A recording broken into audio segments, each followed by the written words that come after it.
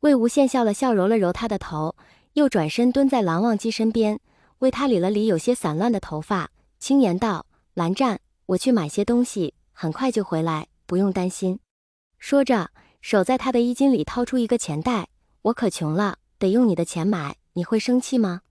如果生气，那就起来吵吧，好不好？”魏无羡看着蓝忘机苍白的脸颊，强忍住泪水，又开口道：“既然你不说话，那我就用了。起来之后不许生气，知道不？”言罢，便转身离开，走前还在他们周围用符箓设下了结界，用以保护他们。大概过了半个多时辰，魏无羡驾着一辆马车回来了。他下了马，将蓝忘机背上马车，安置好他之后，把阿苑也抱了上去。等他坐好之后，问道：“阿苑，你饿不饿？”温苑揉了揉自己的肚子，道：“饿了。”魏无羡拿着一旁的布袋，掏出一个馒头，递给温苑，自己也拿了一个，对他说：“阿苑，吃吧，在里面坐好，不要乱动，知道了吗？”魏无羡看了看躺在里面的蓝忘机，轻言道：“蓝湛，我们走吧。”随即驾车离开，从此世间再无夷陵老祖和韩光君。魏无羡坐在院子里的石椅上，手边翻着一本书，他抬头看了看在一旁玩泥巴的温苑，道：“阿苑，待会儿玩完记得去洗手，否则晚饭你就不用吃了，听到没？”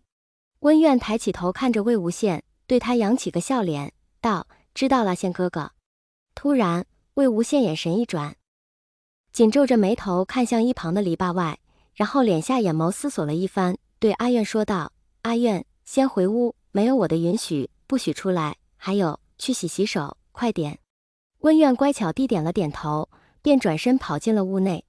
魏无羡看他已经回到了屋里，这才站起身，走到篱笆旁，说道：“泽无君，既然来了，便请进来吧。”说着，便挥手暂时撤去了篱笆外的结界，随即一道蓝色光芒亮起。当周围的光线再次恢复正常，魏无羡的面前便出现了一个身穿白色衣物的男子。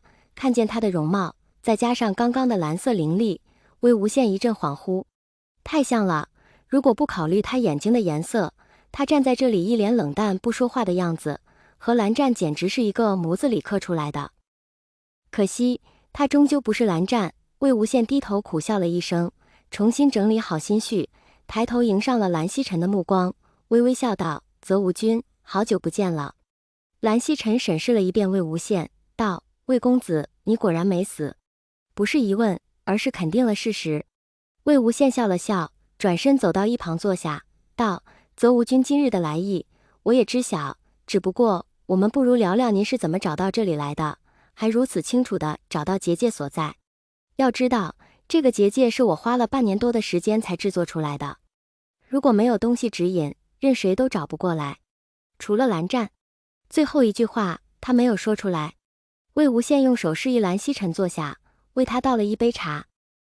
蓝曦臣将身后背着的用布袋包起来的东西取下，放在石桌上。魏无羡看着他，似是在等着他的解释。蓝曦臣伸手将里面的东西取出，放在魏无羡面前。当看见那两样东西的一瞬间，魏无羡的瞳孔猛地一缩，双手忍不住轻轻颤抖起来。那是蓝忘机的忘机琴和已然断成两截的碧尘剑。蓝曦臣看着魏无羡，开口道：“是他们指引我找到这里的。既然魏公子你已清楚我的来意，那么我也不再扯题外话了。当年你失踪，忘机为救你生死不知。当我们到达乱葬岗的时候，看见的只有温氏一行人的坟墓和已然销毁的阴虎符碎片。这一年来，我用尽办法都找不到忘机。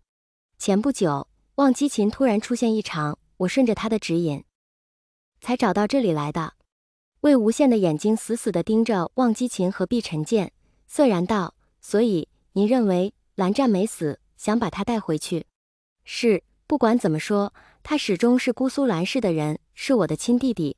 不论他是死是活，都要回到姑苏的。”魏无羡从未见过这样的蓝曦臣，冰冷震怒。一向以温和著称的泽无君，在遇到自己弟弟的事情的时候，是无法忍耐的。魏无羡敛下眼眸，沉默许久，才道：“如果是来找蓝湛的，怕是要让您失望了。对不起，我不能让您带他走。”蓝曦臣眉头紧锁，道：“魏公子，你可知你说的话是什么意思？我自然是知道的，但我依然不能让您带他走，不然我没办法救他。蓝曦臣听见他这句话，猛地一愣，然后不顾礼数地站起来，着急道：“你的意思是，忘机还活着？”魏无羡看着望基琴，竭力克制着自己的语气，将当年血淋淋的事情呈现在蓝曦臣面前，轻言道：“当初蓝湛用传送符将我送回了乱葬岗，当时的他已经快不行了，我用缚灵咒将他的魂魄封在体内，勉强吊着一口气，想以此来拖延时间，找到办法救他。可这1年来，我始终没有找到办法。